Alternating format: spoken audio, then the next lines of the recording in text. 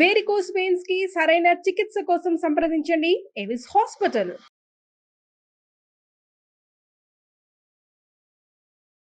నమస్కారం సార్. నమస్తే. సో ఎక్కువగా మనం చూస్తూ ఉంటాం, తల్లిదండ్రులు కావచ్చు, లేదంటే బాస్ కావచ్చు, లేదంటే చాలామంది మనకు తెలిసిన వాళ్ళు కూడా కొన్నిసార్లు మన మీద యూజ్ చేసే వర్డ్ అని చెప్తాను, నువ్వు దేనికి పనికి రావు అన్నప్పుడు మనం అసలు ఎలా రియాక్ట్ అవ్వాలి అంటారు? అది కరెక్టా కాదా అని తెలుసుకోవడం ఎంతవరకు కరెక్ట్? దాని నుంచి ఎలా బయటపడాలి సార్? ఫస్ట్ అండ్ ఫార్మోస్ట్ ఇందులో ఎవరికి వాళ్ళ లెవెల్ ఏంటి, వాళ్ళ పరిస్థితి ఏంటి యాక్సెప్ట్ చేయడం రావాలి.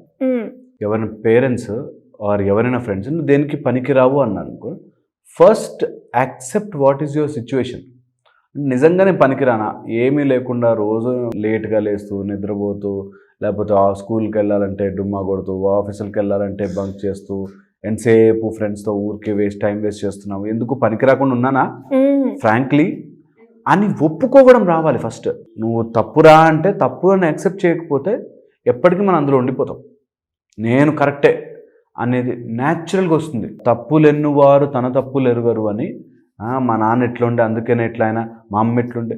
ఇప్పటికిప్పుడు ఎవరినైనా మీరు ర్యాండమ్గా రోడ్డుని పిలిచి నువ్వు ఎందుకు ఇలా ఉన్నావు అంటే యాక్చువల్లీ సార్ 1942కి వెళ్ళిపోతాడు, ఎప్పుడో వెళ్ళిపోతాడు లాంగ్ టైంకి. ఇప్పుడు ఎందుకున్నావు అని అడిగితే మొన్న నన్ను మోసం చేసింది మా గర్ల్ ఏవో చెప్తాడు. పాస్ట్లో బతికేవాడు నిజంగా ఇప్పుడు ఏమీ చేతగానంటే ఫస్ట్ అండర్లైన్ చేసుకోవాలి. సో ఎవరైనా నువ్వు ఎందుకు పనికిరావరా అన్నారనుకో, అవునా నేను ఇప్పుడు ఏంటి, నా పరిస్థితి ఏంటి, నేను దీని నుంచి ఏం మారగలను అని యాక్సెప్ట్ చేసుకోవడం ఫస్ట్ థింగ్. మనని మనం తెలుసుకోవడం చాలా ఇంపార్టెంట్. ఒకవేళ మనని మనం తెలుసుకున్నాం అనుకో, ఎవరు ఏం చెప్పినా ఫరక్ పడదు, ఎవరు ఏం చెప్పినా ఎక్కదు. గొప్ప వాళ్ళందరూ ఇదే పనిలో ఉన్నారు. That ones they know what they are doing, చాలామంది తిడుతుంటారు, అరుస్తుంటారు, కామెంట్లు పెడుతుంటారు, చాలా రకరకాల పనులు చేస్తుంటారు. వాళ్ళవి చెయ్యడానికే వీళ్ళు ఇలా చేస్తుంటారు అన్న విషయం చాలామందికి తెలియదు. నువ్వు ఇట్లాంటివాడివి రా, నువ్వు అట్లాంటి దానివి రా అని పెడుతుంటారు మెసేజ్లో. వాళ్ళు నువ్వు అలా కమెంట్లు పెట్టాలని, నువ్వు అలా గొడవలు పడాలనే వీళ్ళు వీడియోలు చేస్తారు.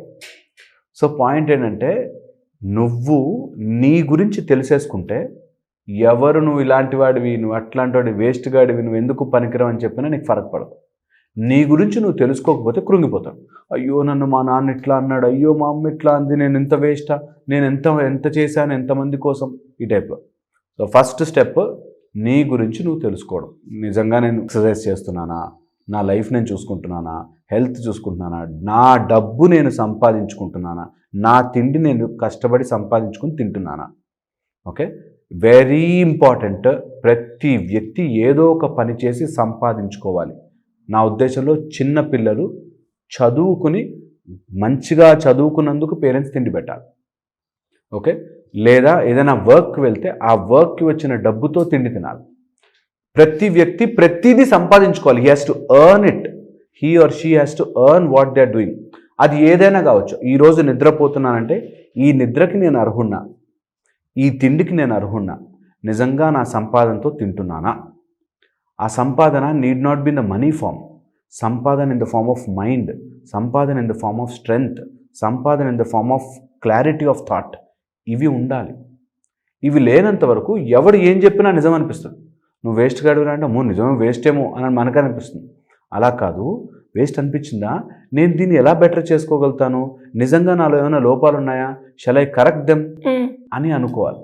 ఇలా గనక అనుకోగలిగితే ఒక స్టేజ్ వచ్చాక ఈ చెప్పేవాళ్ళు తక్కువైపోతారు. ఊరికే కామెంట్లు వేసేవాళ్ళు, ఎవరో ఒకళ్ళు వెళ్తుంటే ఏదో ఒకటి అనడం, అది సెకండ్ కేటగిరీ. నీ చుట్టూ ఉన్న వాళ్ళని నువ్వు గెలవలేకపోతే, నీ ఇంట్లో వాళ్ళని నువ్వు గెలవలేకపోతే సృష్టిని ఏం గెలుస్తావు, భగవంతుని ఏం గెలుస్తావు? నాన్ సెన్స్ కదా. మన ఇంట్లో వాళ్ళు మన ఇష్టపడేలా చేసుకోవాలి.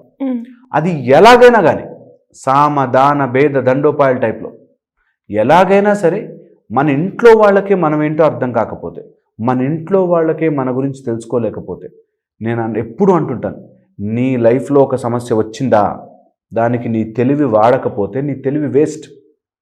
కంపల్సరీగా వాడి సాల్వ్ చేసుకోవాలి. అది ఎలాంటి ఇంటి పని, నా పరిస్థితి, మా ఇంట్లో పరిస్థితి నీకు తెలియదు, మా నాన్న ఇంకా మారడండి, మా అమ్మ ఇంతేనండి, ఈ టైప్లో చెప్తాను నాకు. అవన్నీ నీ మైండ్ చేస్తున్న నాయిస్.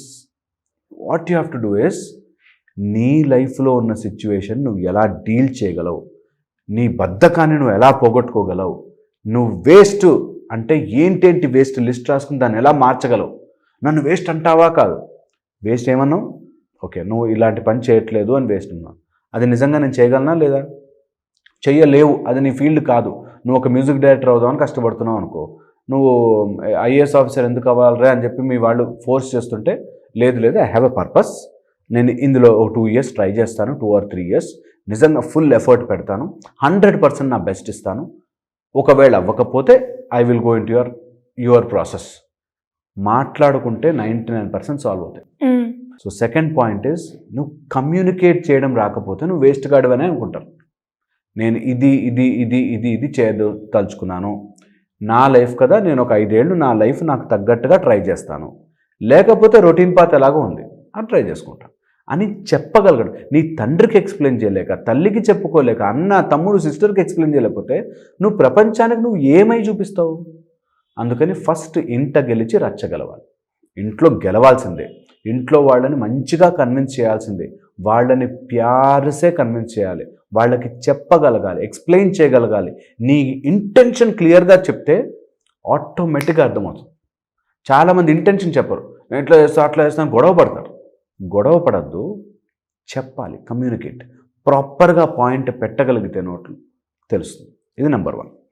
తర్వాత వచ్చేసి, ఒకవేళ మన ఎవరైనా పదే పాయింట్ చేస్తున్నారు అంటే అది నార్సిసిస్టిక్ మెంటాలిటీ. వాళ్ళు నువ్వు వేస్ట్ గాడివిరా, నువ్వు ఎందుకు పనికిరారు, నువ్వు ఇంతేరా, నువ్వు అంతేరా అని తిడుతున్నారు అంటే అన్నీ నువ్వు ఎక్కించుకోవాల్సిన పని లేదు. Your mind is not dustbin.